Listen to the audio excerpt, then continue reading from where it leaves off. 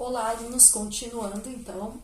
Eu parei ali onde nós estávamos falando que Getúlio então assumiu o poder no lugar do Júlio Prestes, que havia ganhado a eleição, né, com a ajuda dos militares. Então ele assume o poder do Brasil, a presidência do Brasil, num momento extremamente conturbado, onde aquelas pessoas que trabalhavam na lavoura de café estavam desempregadas, chegando na cidade, inchando as periferias, provocando muitas situações de pobreza, de falta de saneamento básico, de tudo que vocês possam imaginar. Havia muitas epidemias de doenças no Brasil nesse período, né? Então, uma série de coisas que estão acontecendo no Brasil. Getúlio assume o poder com o compromisso que ele havia prometido de melhorar as condições dos trabalhadores, que já estavam reivindicando, inclusive organizados sindicalmente e movimentados pelos imigrantes europeus que tinham vindo para o Brasil e que lá já havia uma sindicalização, então já tinham alguns sindicatos organizados. Nós vamos ter uma parcela da população trabalhando nas poucas indústrias que tem no Brasil e nós vamos ter essa parcela da população sem trabalho. Então Getúlio assume o poder com o compromisso de incentivar novos moldes para a economia brasileira. E ele vai investir muito na questão da industrialização do Brasil. Ele vai propiciar incentivos para esses cafeicultores outrora falidos, para que invistam seu dinheiro, o pouco dinheiro que sobrou, e por meio de incentivos também bancários, criem indústrias no Brasil. Toda aquela estrutura que era utilizada para o transporte do café, como os trilhos de trem e tudo mais, passou a ser utilizada agora para a questão da indústria. Então Getúlio vai investir muito na questão da indústria no Brasil e vai começar a gerar mais trabalho também para essa população que também veio do campo para a cidade em busca de trabalho, já que a lavoura de café havia falido. E o que vai acontecer então? Nós vamos ter esse inchaço das periferias, muitos problemas sociais. Nós vamos ter muitos pedintes, muita mendicância nesse período, né? E voltando um pouquinho atrás, antes de Getúlio assumir, até a década de 1930, todos esses problemas sociais, a pessoa alcoolizada, a criança que estava abandonada na rua, a criança que cometia algum crime, os pedintes, os mendigos, eram tratados como caso de polícia. Se uma pessoa estava caída por estar alcoolizada, era chamada a polícia levava, deixava passar a noite lá na prisão, né? E no dia seguinte ela era liberada. Não era tratado o problema em si. As crianças que cometiam algum tipo de crime eram presas junto com os adultos, né? Para pagar por seus crimes. Então não havia essa preocupação em resolver os problemas sociais da população brasileira. Quando Getúlio assume, vejam que ele assume num momento que está tudo muito aflorado. A classe trabalhadora está sindicalizada, está politizada, está revoltada, porque nós vamos ter aquelas condições insalubres perdurando na nova indústria, na indústria incentivada por Getúlio, aquelas condições de trabalho insalubres, com jornada exaustiva de trabalho, e agora esses trabalhadores sindicalizados, estava bem precária a coisa para o lado de Getúlio Vargas. Ele tinha que tomar algum posicionamento para conseguir conter o que vinha acontecendo. Mas Getúlio, ele foi muito esperto, porque ele se aliou, ele juntou poderes. Ele já tinha o poder dos militares, né? Inclusive, uma das primeiras providências que ele fez quando assumiu o poder foi tirar todos os governadores dos estados e nomear interventores. Ou seja, não tinha mais governadores nos estados, tinha interventores nomeados por Getúlio, muitos deles militares. Inclusive, para castigar São Paulo, né, ele nomeou um interventor que nem era paulista. Isso irritou muito os paulistas, que depois, em 1932, inclusive, fizeram um levante contra Getúlio Vargas, que culminou Getúlio, para acalmar os ânimos, instituiu o voto feminino em 1932 para ver se continha essa rebeldia dos paulistas aí, que fazer uma ação que era também uma reivindicação do movimento tenentista, para dar uma aliviada aí. Ele vai liberar o voto feminino a partir de 1932, porque o país estava nessa efervescência, nessa panela de pressão aí que eu estava contando para vocês. Bom, Getúlio então já tinha como aliados militares e ele vai buscar uma aliada muito forte, que é a Igreja Católica. A Igreja Católica queria expandir seu poder sobre o Brasil. Ela já era entendida como a principal igreja no Brasil. Nós vamos ver que vai aparecer, se nós pegarmos as constituições brasileiras antigas, nós vamos ver que lá no escopo da Constituição está a Igreja Católica como a igreja oficial do Brasil. E a igreja queria expandir seu poder, né? Então, ela vai buscar Getúlio Vargas, eles vão fazer alguns acordos, como por exemplo, aí, ó, em 1934, Getúlio promulga uma Constituição onde vai constar alguns direitos trabalhistas, já para ir acalmando o povo, né? Que depois vão ser regulamentados pela CLT. E aí, mas na Constituição de 1934, só para vocês entenderem como que é a dinâmica das coisas, né?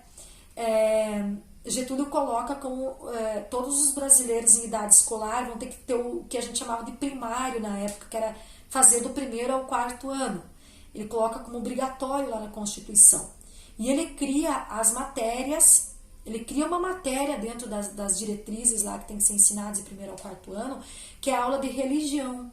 Por que isso? A pedido da Igreja Católica, né? Então, quem ministrava essas aulas dentro das escolas eram padres, freiras da Igreja Católica, que iam ministrar essas aulas para expandir a catequização e também a expansão da própria igreja no Brasil.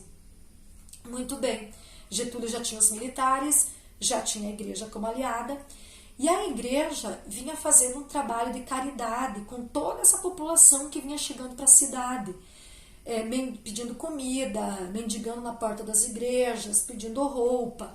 A igreja fazia um trabalho muito forte de caridade no Brasil nesse momento, para essas pessoas mais vulnerabilizadas, mais pobres, né?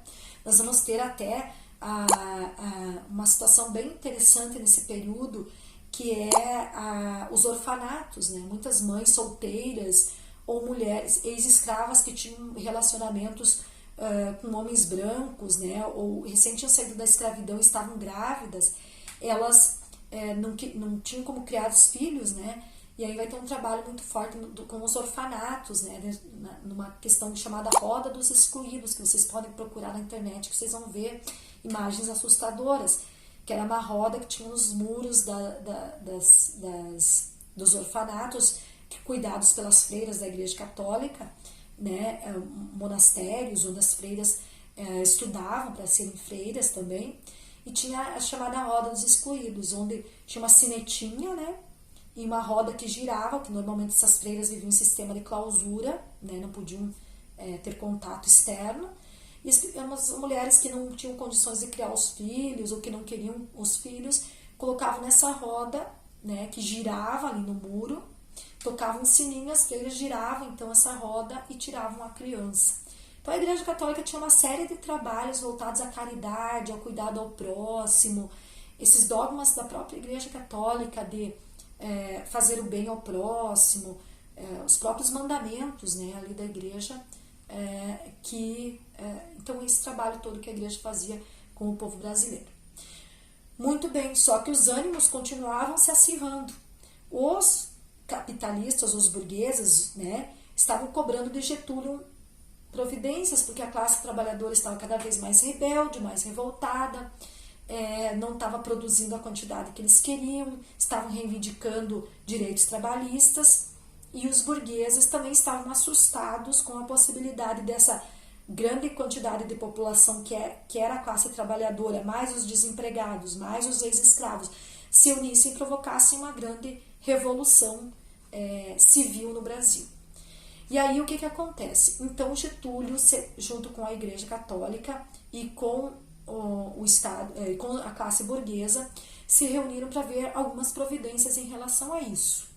E aí que surgiu então, por exemplo, a CLT, e surgiu também a profissão de serviço social, né? Que ela vai surgir então aqui, ó, na Era Vargas, em 1936, na Pontifícia Universidade Católica, que é uma universidade da Igreja Católica em São Paulo, que vai ser criado então o primeiro curso de serviço social. Getúlio, a Igreja e os burgueses vão procurar uma profissão que vai fazer essa mediação entre a classe trabalhadora e o empregador, de modo a amenizar acalmar essa classe trabalhadora. Vejam, esse é um posicionamento lá do surgimento do serviço social, tá? Onde os assistentes sociais ou trabalhadores sociais, como eram chamados na época, eles surgem exatamente com essa função, uma função aliada ao capitalismo para contentar os burgueses e acalmar esses trabalhadores que estavam revoltos, né? A igreja, por sua vez, viu nisso uma possibilidade de profissionalizar muitas ações que a igreja já vinha fazendo, as ações de caridade que a igreja já vinha fazendo. Então, se cria o curso de serviço social, que é um curso intensivo, ele vai ter uma duração menor que 4 anos, para formar esses trabalhadores sociais urgente para trabalhar, então, com essas classes pobres, com a classe trabalhadora, com as populações mais vulneráveis daquele momento, né? Bom, aí nós vamos ter, então, o surgimento do serviço social. Olha só, aqui nós temos umas questões muito importantes para nós discutirmos. Sempre a profissão de serviço social, ela esteve subordinada, amparada,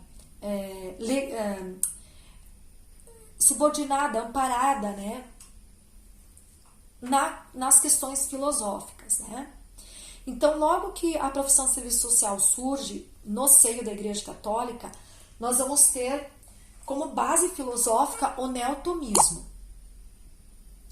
O tomismo é uma linha filosófica lá do ano de 1600, criada por um monge, né, por um padre chamado São Tomás de Aquino, e ele escreve então essa filosofia tomista, por isso que tem esse nome, porque vem do nome dele, São Tomás de Aquino. E a partir do início de 1900, os ideais tomistas são resgatados e repaginados, por isso neo quer dizer novo, um novo tomismo. E no que estava baseado o neotomismo? Na questão da dignidade da pessoa humana e na questão do bem comum, tá? Que são os preceitos da Igreja Católica, né? Dignidade humana, o bem comum, essas coisas que todas as religiões evangélicas ou cristãs pregam, né? E então só que São Tomás de Aquino escreveu isso como uma questão filosófica mesmo, né? É uma linha filosófica do humanismo cristão. O São Tomás de Aquino dizia assim, ó, que fé e razão podem conviver harmonicamente, né? Então a base filosófica do neotomismo, do tomismo, é que fé e razão podem viver harmonicamente.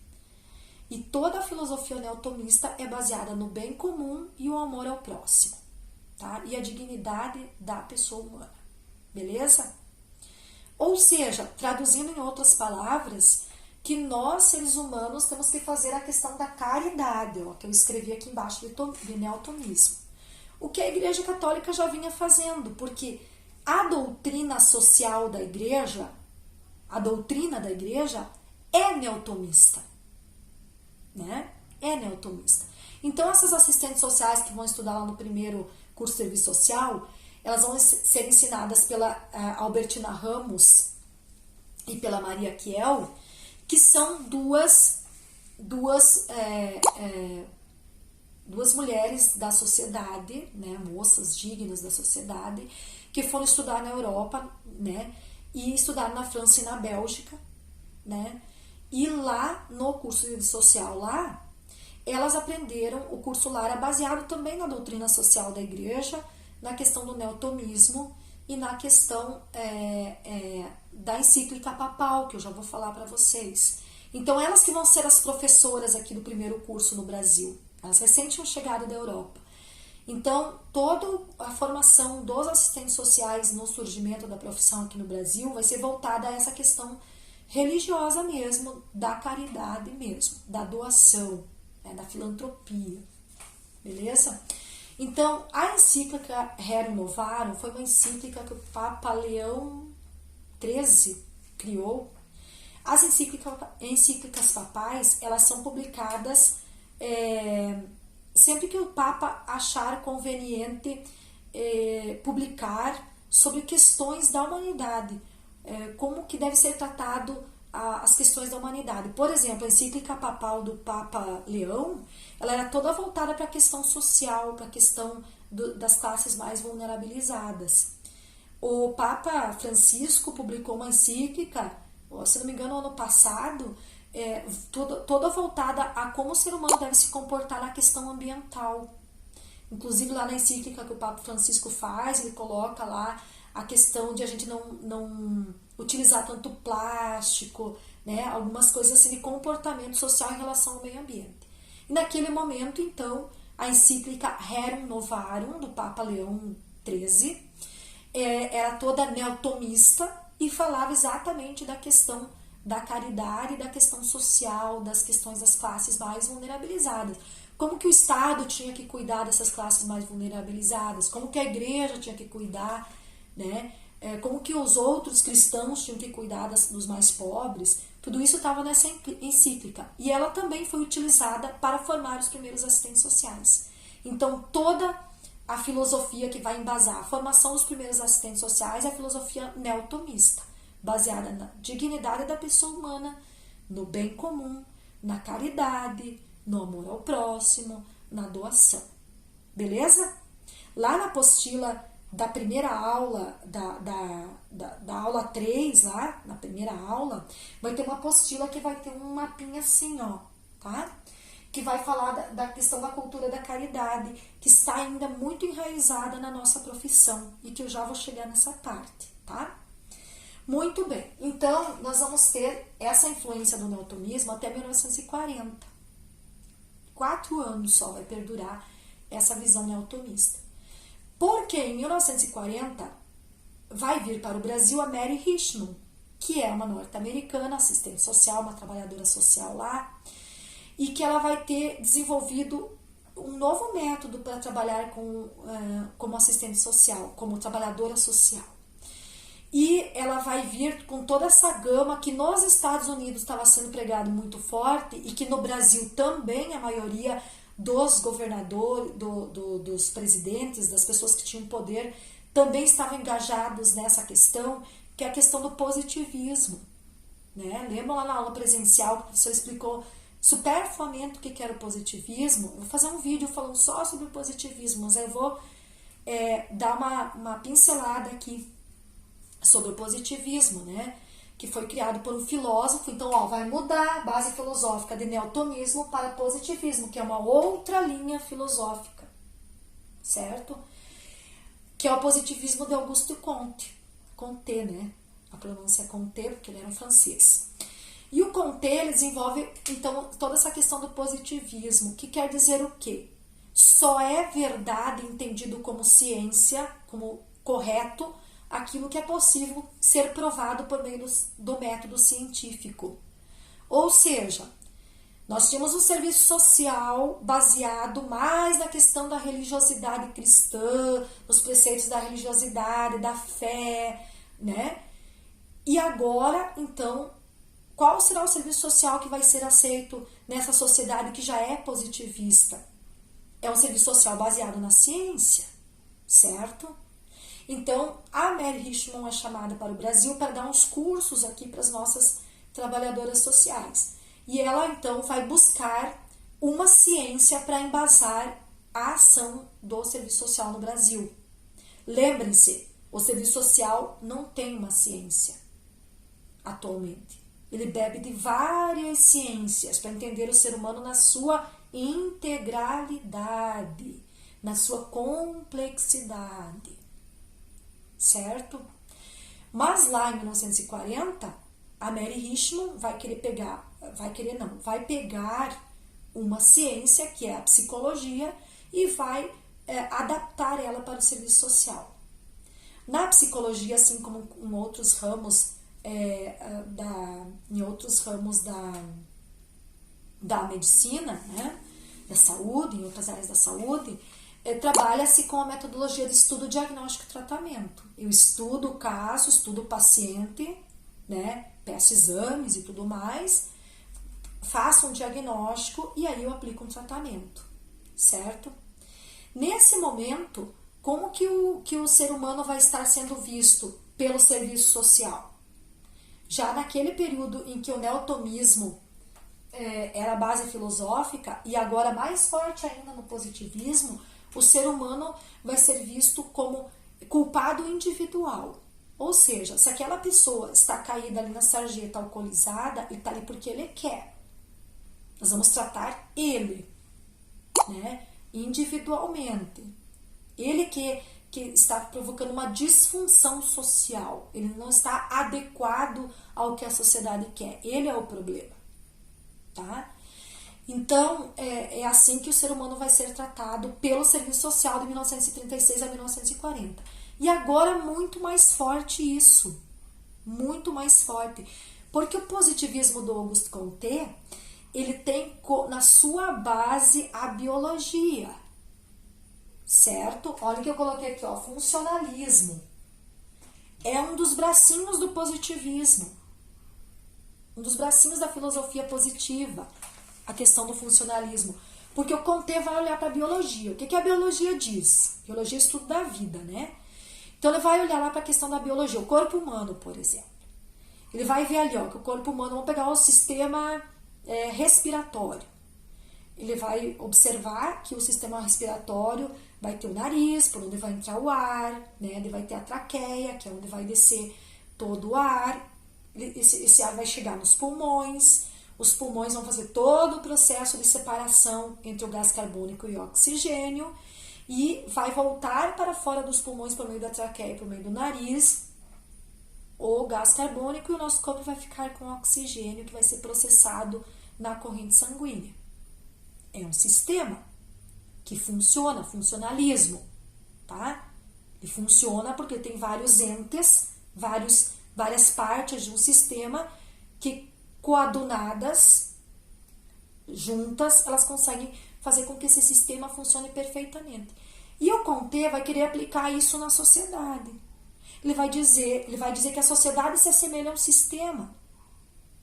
Se cada um fizer a sua parte dentro dessa engrenagem social, dentro desse sistema, se cada um fizer a sua parte, o sistema vai funcionar corretamente. E quando alguém não faz, o problema não é do sistema, o problema é essa pecinha aqui que falhou.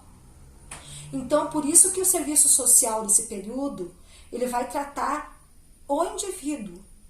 Porque ele vai entender que dentro de um sistema maior que é a sociedade, nós vamos ter alguém que está sendo disfuncional, né?